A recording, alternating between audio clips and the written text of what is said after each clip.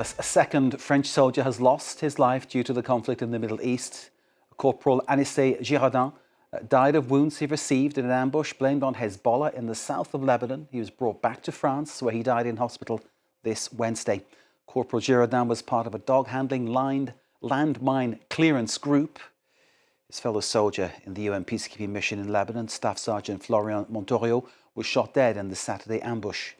The Iran-backed militia of Hezbollah says it was not behind the deadly incident, which involved an IED, or improvised roadside bomb. Well, let's get more reaction on this story and bring in from Lebanon, Tilak Pokharel, who's spokesperson for the UN mission in Lebanon, UNIFIL. Thank you very much for being with us here on France 24. We appreciate your time. Can you give us your reaction to this sad news of a second death from Saturday's incident? Thank you for having me. Can you hear me well? We can hear you well. Please go ahead. Yeah. It is extremely sad to lose another peacekeeper from that incident on Saturday. Very unfortunate incident.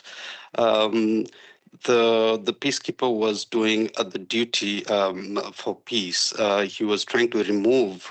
He was working to remove unexploded ordnances there on the road and to clear way for not just the people but also for peacekeepers and others to use the road.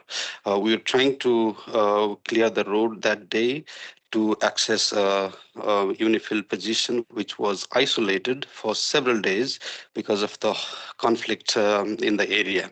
So it's a very sad and unfortunate day for us today. Just to underline, Tilak, if you don't mind, these are two soldiers involved in a peacekeeping mission, and what they were doing in trying to remove landmines was trying to make areas safe for everybody, safe especially for civilians. Absolutely. Yeah, especially, there's so many people. The ceasefire had just been agreed 2 days before. People were coming back to their villages. And of course, our posts where our peacekeepers were also not receiving supplies, including food and water, for several days. And we're all trying to ease the situation for everyone. Can you give us some sense of how the colleagues of Corporal Girardin and Sergeant Montorio are reacting? Because one can imagine when you lose a friend and a colleague in those kind of circumstances, it must have a really heavy effect on the morale of the platoon. We are all sad. Of course, those who worked alongside these two brave peacekeepers must be really saddened and heartbroken, just like all of us here.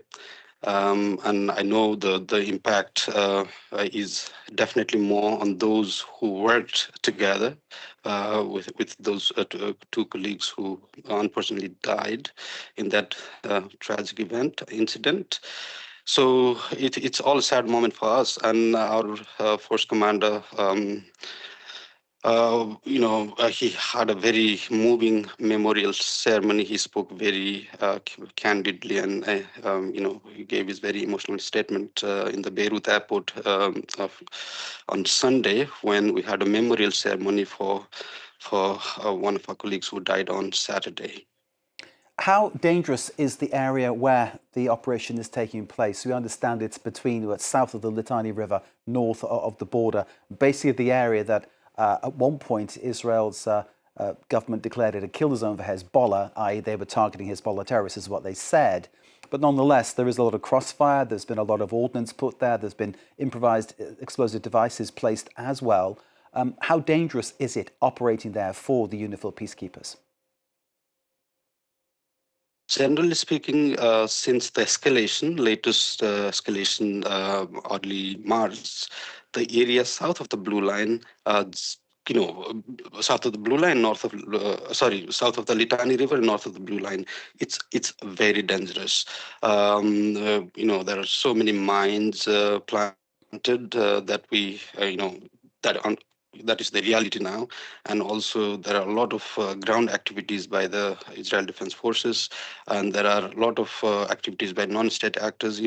All these moving pieces here actually make the work of everyone, or mobility of everyone here, extremely difficult. And it's very dangerous. We underline once again these two French soldiers, part of the United Nations peacekeeping mission, trying to clear landmines to make the area safe for people returning to their homes. It is a tragedy which you can underscore completely in terms of the heaviness of what is going on. In terms of who is responsible, Tilak, I don't know whether you would speculate on this, but clearly there is the finger of blame being pointed at Hezbollah.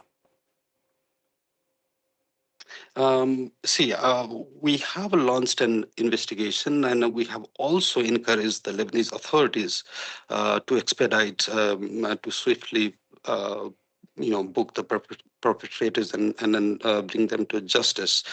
But our initial assessment from the ground is that they were non-state actors, presumably Hezbollah in this case, in this particular incident, who actually carried out the attack on our peacekeepers.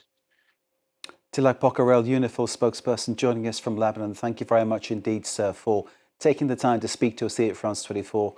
I know it's a very difficult situation, but we appreciate your clarity and the calmness of your telling of the story and giving us the context of what has been going on. Thank you, sir, very much indeed. And our thoughts are with you all. Thank you. Thank you very much.